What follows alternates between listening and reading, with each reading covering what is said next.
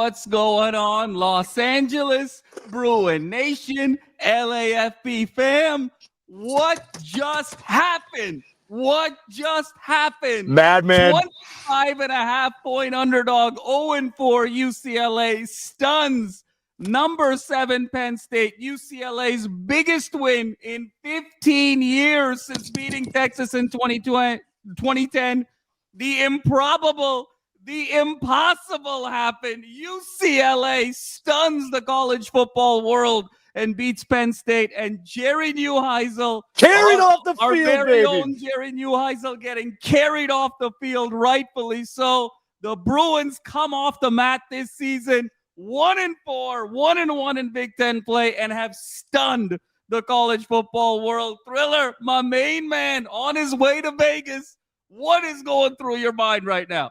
Brother, you and I cover football so much and sports in general. We've seen it all. There's very few moments in sports that leave you speechless like what we just saw today. I had it playing in my car the entire way up. And let me tell you something. The pride that I have for how this team fought today, even if it wasn't a victory, I would have been proud. I could have hung my head high knowing what this team did today against a top 10 team that is one of the best defenses, one of the best collective units in the college football landscape. Madman, do you believe in miracles? This is the game that, we always say it's darkest right before dawn. This was the dawn moment for UCLA football, as it has been the worst 4-game stretch to start a season, maybe in the history of the program. And you come out as 26-point dogs and stick it to the Penn State Nittany Lions, maybe preventing them from making the playoffs in totality. I'm speechless. Nico was as good as we've ever seen him on a football field, 128 yards, 3 touchdowns. Jerry Neuheisel was a revelation. And I got to talk to you about all these, but Madman, this is a special day, and I'm just so happy that we're doing this. I want to give a huge shout out to everyone in this fan base. You guys stuck with us during this time and stuck with the program. How are we feeling today after beating a top 10 opponent, maybe the biggest upset since Stanford beat USC with Jim Harbaugh and Pete Carroll? I'm thrilled. I'm speechless. I'm talking too much. I'm going to pass it back to you, Madman. Unbelievable. Thriller, you are talking just right. And to quote and to redact Jimmy Johnson, how about them Bruins? I mean, holy cow. What an absolute effort. Thriller, you said it best.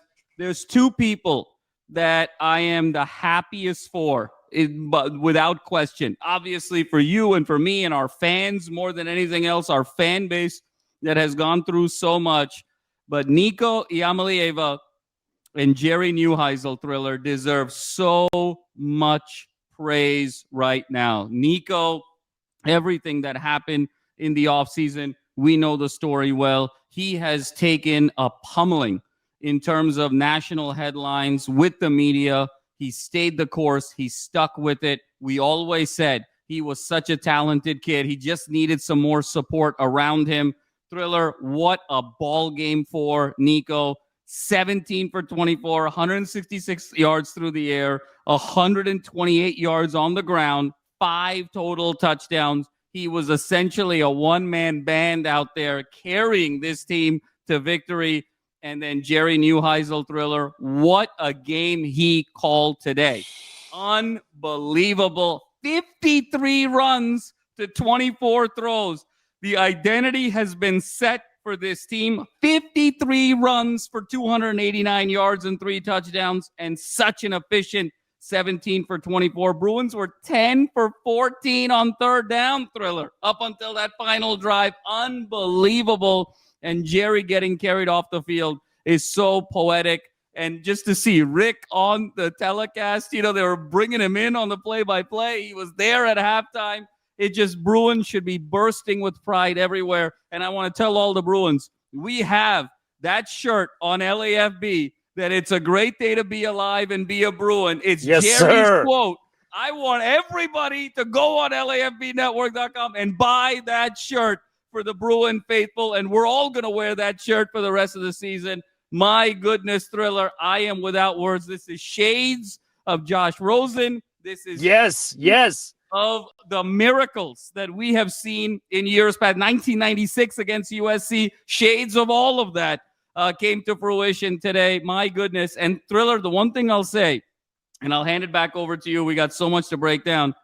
This was the first game all season that we had Rico Flores Jr., Mikey Matthews, and Quasi Gilmer together. And that trio, Thriller. Titus. And Titus. And that trio to be able to eat space and be able to get yardage, I think was so significant in this game. And it allowed us to be able to be run first, be in third and short situations, and be able to find these guys in space. Having Flores out there with Mikey Matthews, with Quasi, and then you got Titus as wide receiver 4. All 4 of those guys being sort of twitchy and eating up space. Penn State didn't know what hit them, and they were down 20 before you knew it. And the Bruins showing the moxie to be able to hang on and win this game. Oh, my goodness, Thriller. It changes the trajectory for the whole season in terms of how we think about this program moving forward. Your thoughts?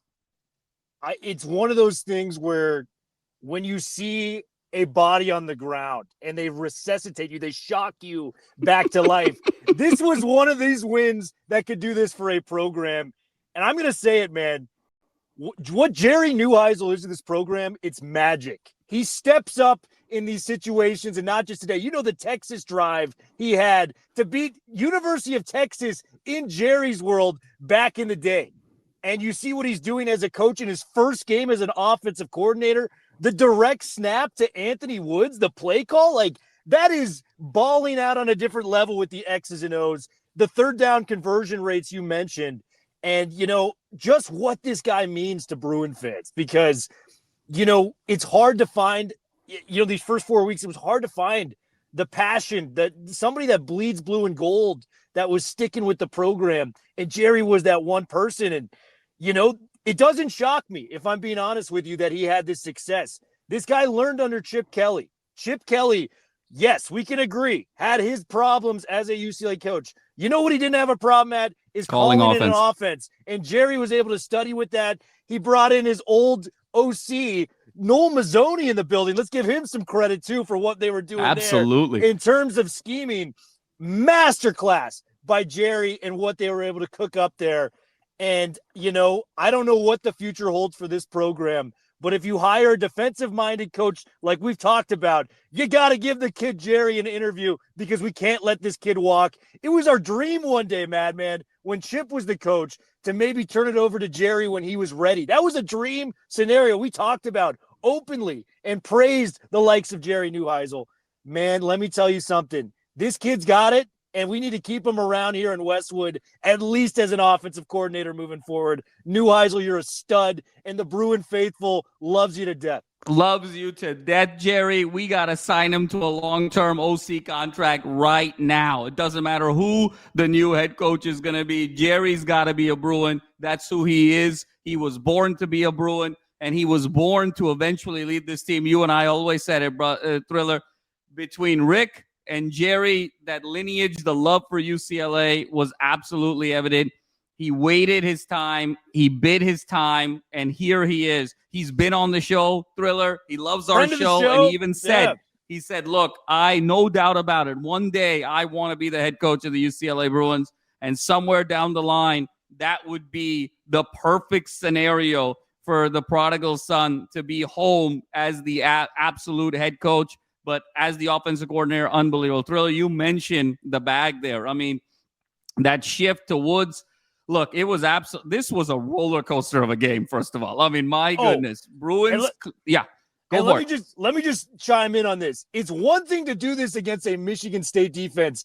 He did this against Jim Knowles and Penn State and James Franklin. A defense with Jim Knowles was the defensive coordinator of Ohio State last year, Madman. This is as impressive as it gets. I'm sorry, I just had to add. No. There. I mean, to your point, Thriller, they gave up 17 to Oregon in regulation at home.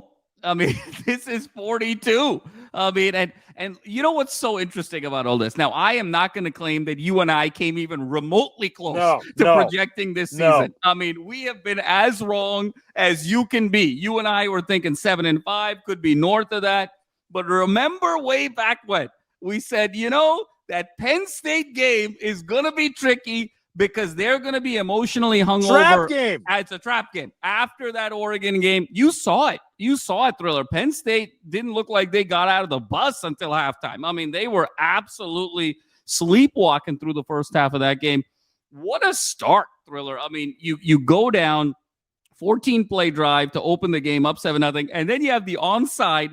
You eat up more clock, and make it 10-0. 10 minutes have gone by in the game, and Penn State hasn't even had the ball yet. I mean, it was total ball control from an offensive perspective. UCLA was able to continue to get out in front and maintain a lead. I mean, Thriller, think about this. Of all of the crazy stats, UCLA coming into this game had not led for 1 second for the entire season. 4 games. Yeah. They were wire to wire in front in this game. They never trailed in this ball game against number 7 Penn State. It was a masterclass, Thriller. That ball that Nico had, beautiful 24-yard pass to TMA to set up that field goal. And then, my goodness, that 43-yard dime to Quasi and that double coverage to set up one of those final scores at the end of the first half was absolutely sensational. And Nico running wild. I mean, it was 27-7 at the half. And then, you get that fumble right at the start of the third quarter. And you're thinking, we're going to run away and hide with this thing. We get stalled. Bagatti, his first miss of the whole season, he misses one. Penn State roars back down 27-14. Then you get the block punt 27-21. I was nervous when that happened. And then you're nervous. You're nervous because you're like, oh boy, this is now they're starting to catch up. And then Nico has that 52-yard run to play the set game up 34-21, because then Woods was able to, on that shift, they were able to make that play that you were alluding to. Then Penn State comes back 34-28. Then Nico has another 25-yard run that was insane to go up ahead. Penn State gets another touchdown. And then the Bruins getting stuffed at their own 4th and 1. At that point, with less than 2 minutes to go, you're like, okay, well, Penn State's probably going to score here. It's going to be 42-all. And then hopefully we have some time to go down and kick a field goal with Bagani. Or, we'll like our chances in overtime. And the defense steps up, Thriller. 4th and 2 on that keeper. They ran that play against Oregon last week in overtime. Everyone knew Aller was going to keep the ball. They stuff him to win the game, Thriller. Oh, my God. Delirium. You get the safety at the end, which was a really nice play call by Tim Skipper. Yes. And there you have it. The Bruins 42-37. And a huge shout-out to Tim Skipper, Thriller. I mean, his energy, the way he managed timeouts in this game, the way he managed the flow of this game, ton of credit to Tim Skipper. And I just love the energy and the dynamism between Skipper and Neuheisel. There's a renewed sense. There's just a rebirth with this team. And yet again, I just could not be happier for Nico. No one has taken more of a beating in terms of the public eye than Nico Iamaleava. And on national television, the primetime game of the week, for him to ball out and get 300 total yards, 5 touchdowns, and beat a number 7 team in the country, 25.5-point underdog. This is the first time in 40 years since UTEP, 0-4 UTEP, beat number 7 BYU in 1985, has a team 0-4 or worse beaten a top 10 team. This is the first time in 40 years. We saw history tonight, and Will and I are absolutely delirious, if you can't tell. Thriller, just your thoughts on this game, the execution. I mean, I know you gave all the emotion. Anything else you want to add? No, I think we got to just talk a little bit about our guy, Nico, and what he did today. From a mental standpoint, from how this season started to, all the comments about him in the offseason and his move to UCLA, for him to put forth, it's the greatest quarterbacking performance UCLA's had since the Josh Rosen game against Texas A&M. I think we can agree on that. This is probably a top 5 game from an individual UCLA player, I think, ever. I think we have to start talking like that. If you know what the stakes are like, this is the biggest upset we've had in program history. And we do it against a Penn State team where their defense is as fearsome as it comes. And this guy, Gary Danielson nailed it. This guy looked like Vince Young out in the open field. When a play would break down, just what he has used with his legs this season. We knew he would have a chance to maybe extend first downs. But that 3rd and 9, when we're up by 1 score at that point, does a beautiful spin move. Yes.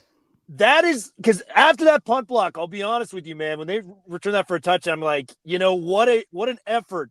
I don't know if we can sustain what's coming right now because that's back-to-back touchdowns for Penn State. It's now a 1-score game.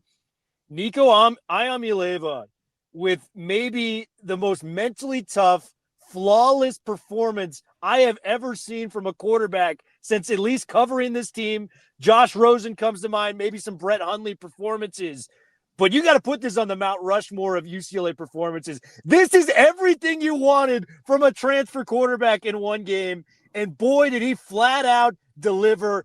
I am ecstatic to not only watch these highlights today, but to watch how him and Jerry mesh for the rest of the season and how they can call this game because lo and behold, the quarterback, the 5-star talent, you have awakened a sleeping giant here now. Let's see what they can cook up right moving forward. I'm speechless. I'm going crazy in my car. This is unbelievable. Nico, you're outstanding. MVP of the ball game. No questions asked. No questions asked, Thriller. So well said. And what I love about it is, the way he has stayed poised, the way he said it's all about the team. He's never been down in any sort of press conference, head held high, no matter what's been written about him. And, Thriller, I got a little bit of heat on this show for saying he needs to stick it out because this is going to be an incredible learning experience from an NFL perspective. This is a conversation we were having. Let me tell you something, okay?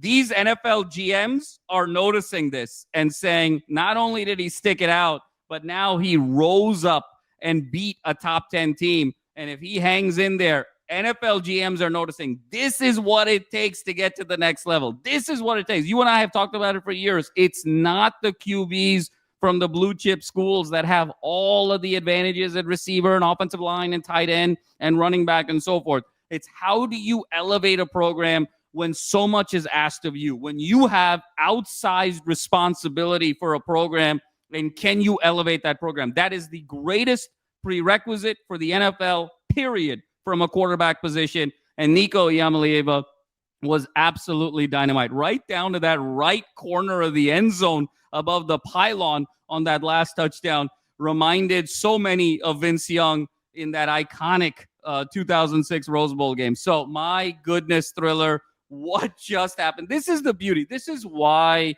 we love college football. This is why we love the Bruins, because there's a romanticism to this sport, Thriller. It's beautiful. It's beautiful because just when you think you know, you don't know. And that it is that element that creates the hope and creates the heartbreak and creates all of the emotions associated with this sport. I'm just delirious right now for this team and for this program. The Bruins are back, baby. And now, Thriller, listen, we're not going to sort of get incredibly carried away. We're getting, sort of so emotional right now. But I look at this schedule. At Michigan State's a winnable game. Home for Washington now is a winnable game. You see what's going on with Washington? There's some wins now on this schedule. There's some wins on this schedule, okay? And let me tell you, there's two crazy games, okay? I still think at Ohio State and at Indiana is those are two crazy games. Tough ones, yes. Tough ones.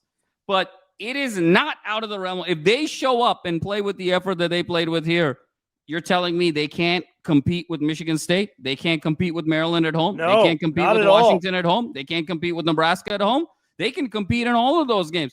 Rivalry game against SC, you rip up the paper and throw it all out. That's a rivalry game. Look, as crazy as it sounds, and people can kill me in the comments for blowing smoke for this team, it's 1-4. It's 1-1 in the Big Ten. They can still make a bowl game this year if they play the way they played right here. It is not out of the realm of possibility. There's two games to me that are sort of unattainable. These other 5 games, they can play in all of these games. And so, we have been revived for this particular season. Thriller, I know you're on your way to Vegas. You and I have been watching the whole game. We were, it's we don't even know what to say right now. I don't even know what to say. I'm out of breath. I need a sports drink. I'm about to pass out. I'm seeing blue and gold spots. I mean, but Thriller, anything you want to close with before we wrap? Yes, the defense needs to be shouted out as well. Allowing 7 points in the first half to Penn State. Oregon allowed only 3 in the first half the previous week. Jacob Busich with a couple big tackles for a loss. The fourth down stop. Key Lawrence was out there being physical all game long. I know Cole Martin missed Drew Aller on that 3rd and 9, but he stopped him for a loss on the previous play. Yes. These guys did enough to win the football game. And I know Nico was our savior and did some big things, but without that 4th and 1 stop, we're not having this conversation right now and how they have performed in the first half. So the defense needs a lot of shouting out, specifically Tim Skipper. So this might be the greatest day I've ever had in my fandom of UCLA. I got to be honest with you. I think this is it. We've had a couple big ones. That LSU one back in 2021 was huge. USC, the 2023 one was special because you remember Chip was on the hot seat. Garbers came in. But, dude, it's Texas A&M game, which was just flat out one of the craziest football games anyone's ever watched, period. Am I missing any? You got to give me back to the 90s. I don't even remember the crazy games, but where does this rank to you just in the immediate moment? Just in terms of the moment, in terms of the excitement and just everything that led up to it. Think about this, Thriller. There was fire Martin Jarman. There was an airplane flying above the stadium to fire Martin Jarman. That's the context under which this game happened and this upset happened. In terms of sheer drama and an iconic performance and an ending and the unexpected. This is right there for me with 1996 USC when UCLA came back from 17 down in the fourth quarter. This is right up there with the DTR hurdle autograph game against SC. That's a huge one. This is right up there with Jerry, ironically, when he came in for Hundley to beat Texas. That's right up there. Obviously, the Rosen Texas A&M game, that DTR game against Washington State, that 67-63 that was a bonanza. Crazy game too. Yeah, that was a bonanza game. Yeah. So it's right up there in the last 30 years of those 5 or 6 games. This is right there. And the thing that this one has that those others may not have is you're talking about an 0-4 team beating a top 10 team, and you're talking about a situation where your head coach, your offensive coordinator, your defensive coordinator to start the season all are no longer with the team, and you've got an airplane flying above the stadium saying fired the athletic director. The context under which this game happened Madman, is unbelievable. Madman, not even that. We lost our offensive coordinator this week, our head coach, our defensive coordinator all in the last 2 weeks. Yeah. Not only we were cobbled together like a piece of duct tape holding us together, and we somehow found a way to win, and we were surprisingly better coached and, in a lot of different ways and schemed more properly. This is the greatest win I've ever experienced.